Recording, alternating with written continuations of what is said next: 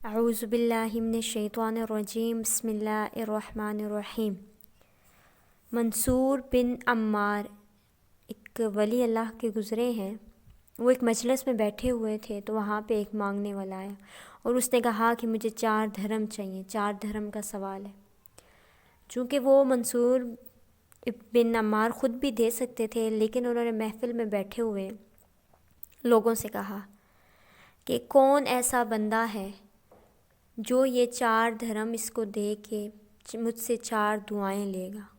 اللہ کے ولی تھے، دعا ان کی قبول ہوتی تھی۔ دعا ہر انسان کی قبول ہوتی ہے، لیکن وقت کے ساتھ کسی کی دیر میں ہوتی ہے، اگر دنیا میں نہیں ہوتی تو اس کا اجر آخرت میں ملتا ہے۔ اس کے بارے میں ایک پوری الگ سے حدیث بھی ہے۔ بہرحال وہاں سے کوئی نہ بولا اور پاس سے گزرتا ہوا ایک غلام کھڑا تھا۔ اس نے کہا میرے پاس 4 ہی دھرم ہیں، لیکن میں یہ 4 دھرم دے کے 4 دعائیں خریدنا چاہتا ہوں۔ اس نے اس مانگنے والے کو 4 دھرم دے دیے تو منصور بن عمار نے کہا بولو تمہارے لیے کون سی 4 دعائیں کی جائیں۔ اس نے کہا حضرت سب سے پہلی میرے لیے دعا کریں کہ اللہ پاک مجھے غلامی سے نجات دلا دے۔ انہوں نے کہا ٹھیک ہے جی، ہوگی دعا۔ دوسری دعا اس نے کہا دوسری دعا میری یہ ہے کہ یہ جو میں نے 4 دھرم دیے اس کا بدلہ مجھے ملے۔ انہوں نے کہا ٹھیک ہے جی، اس کی بھی دعا آپ کے لیے مانگ لی گئی ہے۔ تیسری کون سی دعا ہے آپ کی؟ تو غلام نے کہا مجھے اور میرے آقا کو توبہ کرنے کی توفیق عطا ہو جائے۔ دیکھیں، دعا میں بھی توبہ کی توفیق مانگنی چاہیے، کیونکہ توفیق ملنے سے ہی توبہ انسان کر سکتا ہے۔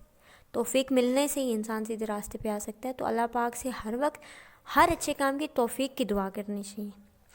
انہوں نے کہا ٹھیک ہے جی، 3 دعائیں ہوگی، چوتھی کون سی دعا ہے تمہاری؟ اس نے کہا جی میری چوتھی یہ دعا ہے کہ میں آپ اور یہاں اس محفل میں جتنے حضرات بیٹھے اللہ پاک ان کی بخشش کر دیں۔ انہوں نے 4 دعائیں کر دی۔ بہرحال وہ وہاں سے محفل سے چلا گیا اپنے آقا کے پاس۔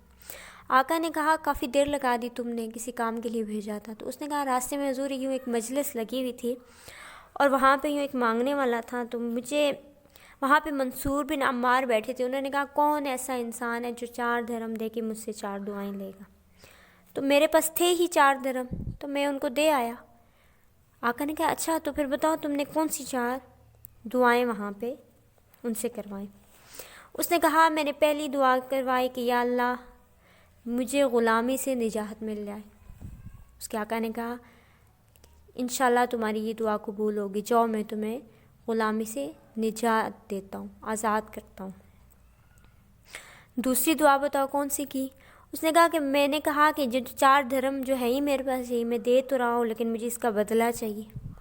اب نیکی کا بدلہ انسان کو دنیا میں بھی مل سکتا ہے اور آخرت میں بھی مل سکتا ہے۔ یہ چیز اللہ کے سپرد ہے، یہ اللہ پاک ہی بہتر جانتے ہیں، ہم انسان نہیں جانتے کہ کس کو کیا مل رہا ہے۔ کیونکہ اکثر لوگوں پہ جب کوئی بیماریاں، کوئی پریشانیاں، کوئی آزمائشیں آتی ہیں تو کچھ لوگ کہتے ہیں کہ ان کی کرتوتوں کی وجہ سے، ان کے کام کی وجہ سے ہیں، کچھ کیا کہتے ہیں کچھ، لیکن اس کی 2 صورتیں ہوتی ہیں۔ ایک تو یہ کہ اللہ پاک کی طرف سے انسانوں پہ آزمائش آتی ہے، اور اگر آزمائش نہیں ہے تو یہ مکافات عمل ہوتا ہے، جو انسان جس کے ساتھ جیسا کرتا ہے ویسا بھرتا ہے۔ تو یہ دونوں چیزیں اللہ کے علم میں ہی ہیں، بندوں کے علم میں نہیں ہیں، لہٰذا کوئی کسی کا فیصلہ نہیں کر سکتا۔ بہرحال اس نے کہا کہ میں نے دوسری دعا کی کہ یا اللہ مجھے 4 دھرم کا بدلہ ملے۔ اس نے کہا 4 دھرم؟ آقا نے کہا سن کے یہ لو، 4 دھرم کے بدلے میں تمہیں 4000 دھرم دیتا ہوں، تمہاری یہ بھی دعا قبول ہو گئی۔ اب تیسری دعا تم نے کیا کی؟ کہتا ہے میں نے کہا مجھے اور میرے آقا کو اللہ پاک توبہ کرنے کی توفیق دے دے۔ اس نے اسی وقت بیٹھ کے پڑھا اللہ کا نام اور اللہ سے سچے دل سے توبہ کی۔ آقا نے کہا لو میں نے اللہ سے سچے دل سے توبہ بھی کر دی، تمہاری تینوں دعائیں قبول ہوگی۔ چوتھی کون سی دعا تم نے کی؟ کہتے ہیں میں نے چوتھی دعا یہ کی یا رب العالمین یہاں پہ جتنے بھی انسان بیٹھے ہیں اس محفل میں ان سب کی بخشش کر دے۔ آگے سے آقا نے بڑا خوبصورت جواب دیا۔ اس نے کہا جو میرے بس میں 3 دعائیں تھیں میں نے وہ پوری کر دی، اب جو چوتھی دعا ہے وہ میرے بس میں نہیں ہے، وہ میرے رب کے انڈر آ جاتی ہے یہ بات، تو وہ چاہے تو بخش دے گا اور نہ چاہے تو نہیں بخشے گا۔ وہاں بات ختم ہوگی۔ رات کو وہی آقا سویا تو اسے خواب میں یہ پیغام ملا کہ اس محفل کے جتنے بھی بندے تھے اللہ پاک نے ان کی بخشش کر دی. صبح اٹھ کے اس نے اپنے غلام کو بلایا اور اسے کہا مبارک ہو تمہاری چوتھی دعا بھی قبول ہو گئی ہے. تو یہاں پہ بات کرنے کا مقصد کیا تھا کہ اس بندے نے 4 درہم جو اس کے پاس جمع پونجی تھی اس نے دے دی, لیکن اس نے 4 دعائیں کیسے مانگی؟ ہم جیسے بندے ہوتے میرے اور آپ جیسے تو کہتے کوئی کوٹھی دے دے, کوئی بنگلہ دے دے, کوئی زمین دے دے, کوئی دنیا کی چیزیں دے دے, پیسہ دے دے, دولت دے دے, لیکن اس بندے نے آخرت مانگی. ایک تو اس نے غلامی سے نجات پائی, اس کے بعد اس نے دھرم کے بدلے دھرم لیے, لیکن سب سے بڑی بات اس نے توبہ کی توفیق حاصل کی. اور وہاں اسی محفل میں وہ بندہ بھی تو شامل تھا جس نے اپنی بخشش کروا لی. تو اللہ کے آگے دعا مانگنا اور اس کے آگے گڑ گڑا کے مانگنا وہ کوئی بھی وقت ہوتا ہے قبولیت کا. اور یہ بات بہت نوٹ کی گئی ہے کہ غریبوں کے دل بڑے ہوتے ہیں. یہ اب اپنے اپنے نصیب کی بات ہے. اب مال کسی کو باعث فتنہ ملا ہے, اس کے بارے میں میں نے مکمل ایک ویڈیو بنا کے بھیجی تھی کہ ہمیں کیسے پتہ چلے کہ ہمارے لیے دولت ایک اچھی چیز ہے یا بری چیز ہے. تو بہرحال اس بندے نے آخرت مانگی, بخشش مانگی, غلامی سے نجات مانگی, اور اس کے پاس 4 درہم تھے. اللہ پاک نے اس کو 4 درہم کے بدلے 4000 درہم بھی دے دیے. نیت صاف ہو, نیت نیک ہو تو راستہ آسان ہو جاتا ہے.